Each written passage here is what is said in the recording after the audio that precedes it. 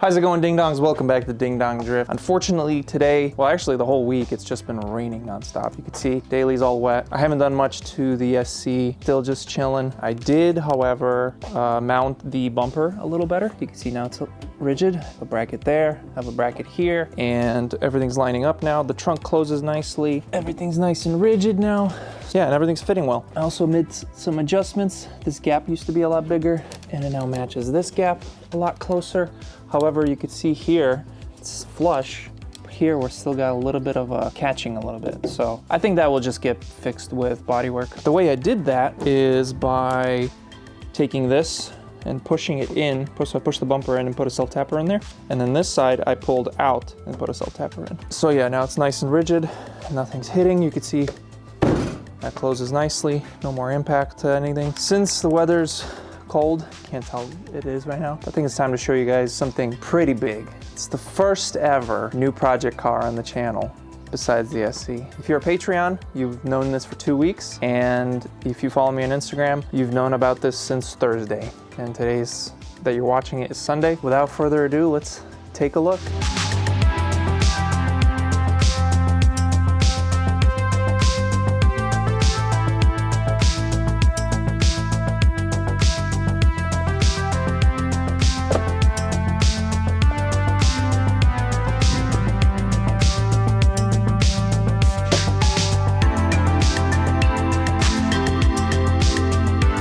All right, well there it is, my 2013 Scion FRS. Now before you start thinking, oh here we go, another Rocket Bunny 2JZ swap FRS build. Well no, you guys know me, I like to do unique stuff, and that is not what's gonna happen to this car. Actually, this car will go through 2 stages, so let me explain what's gonna happen. But before I do that, let's hear the engine. You probably guessed what's gonna happen. All right, here we go.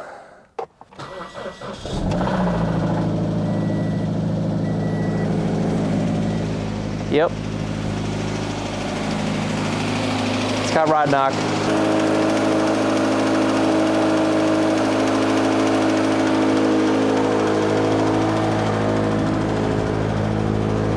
It sounds even worse than it used to. And it smells like burning oil.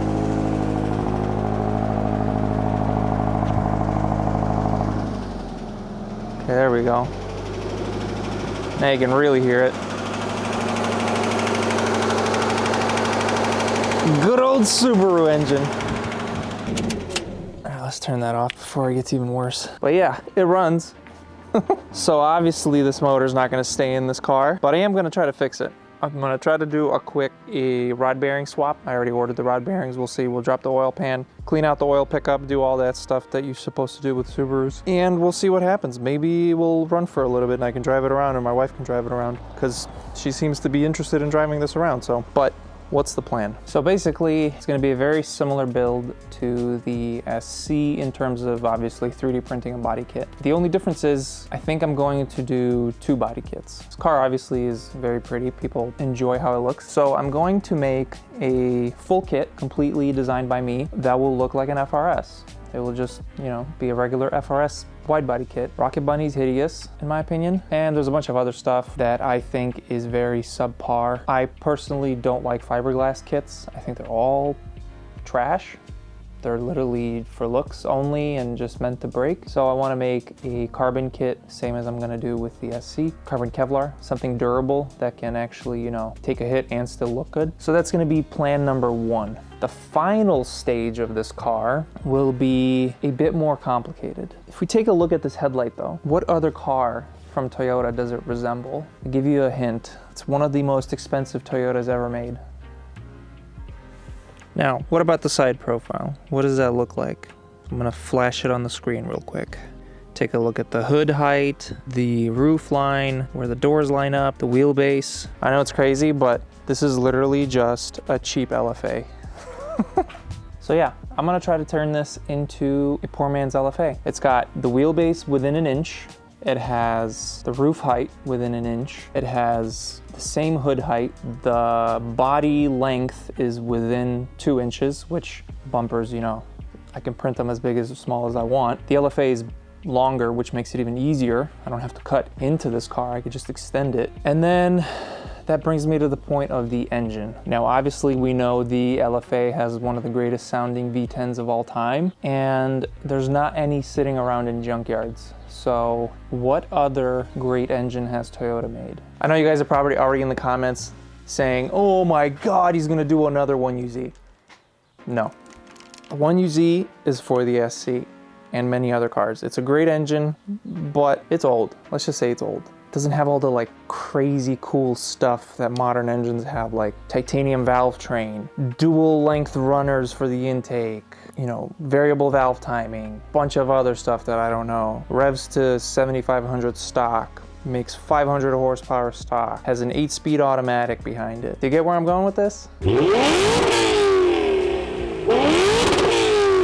If you don't know what I'm talking about, it's the 2UR GSE engine found in the ISF, GSF, RCF, IS500, and LC500. And there's quite a few of them. They're very expensive. I think I can find a crashed car at an auction and pull the engine and transmission out, maybe even a torque vectoring differential out of a GSF and or RCF, and shove it in this thing. People put LSs in them, people put 1UZs in them. I think I can fit a 2UR in there as well. Now you're probably thinking a V8 GS or RC is probably not gonna sound like an LFA. I think with the recent revelation that everyone's come to that stepped headers, stepped equal length headers make the craziest noises on whatever engine you put them on, I think we can make this sound like an LFA. Now, I'm no welder myself, but I am working towards getting better at welding, which brings me to the next point, which is another garage upgrade you guys will probably be excited about. So let me show you that. This is gonna make welding so much easier in the garage now. This is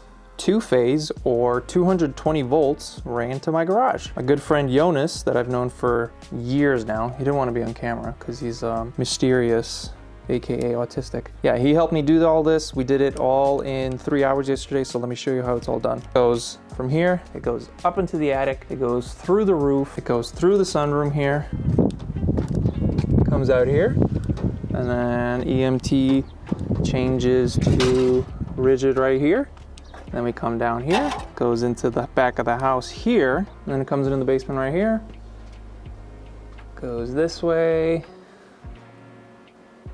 and into the electrical box. So now with 220, I can fully utilize all the functions of my new welder that I got this year. More amps, can TIG weld now, it can do double pulse MIG and all sorts of fancy stuff, which means roll cage for the SC and equal length 8-to-1 stepped headers for the LFA project. You know, it's funny, I was talking to my wife. When that car came out in 2013, I was 20 years old. I test drove it because I used to help my dad haul cars because he was like selling them or something. I don't remember what it was.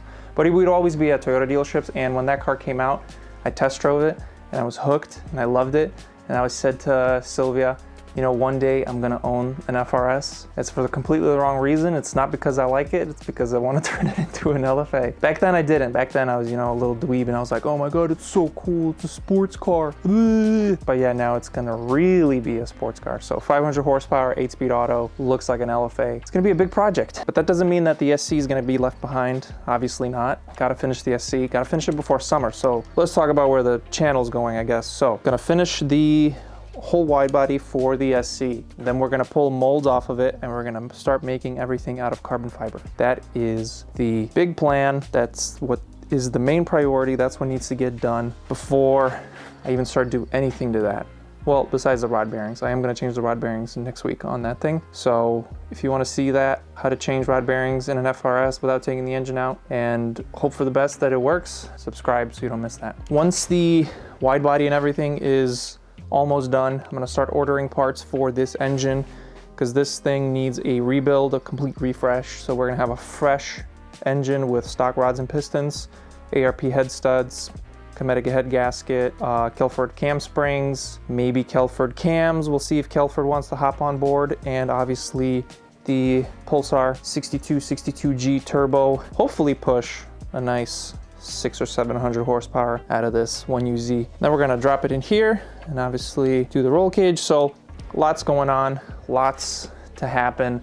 So if you don't want to miss all that stuff and all the new projects, make sure you subscribe. And along the way, I'll obviously be making 3D printed parts for the FRS, intake headlights, fog light adapters, Ganadors, all the stuff that I make for the SC and a few other cars. I'll be doing the same thing with the FRS and maybe some carbon parts as well, because I'm pretty sure no good carbon fiber hoods exist for this car, even though it is extremely light already. I think a like race ultralight hood would be a cool product. I'm very excited. I hope you guys are very excited. Yeah, let me know if you have any questions about the FRS, and I'll try to answer them all in the next video. Oh, and in case you're wondering, it was only $2,500 delivered here from Ohio. So the bid price for the car that we won was $1,200. After fees, it was $2,000, and then delivery was another $500. So $2,500 bucks, FRS with a blown motor, delivered to my door. Absolutely insane deal. These cars sell for like 8-10 grand running now. It's kind of insane. They were like 5-6, but I don't know, maybe Jimmy Oaks making a bunch of FRS videos is making them go up in price. I don't know. I'm just super excited to have another project because, you know, this car has been on the channel for 6 years. It's been the only thing on the channel, so it's exciting to have something new.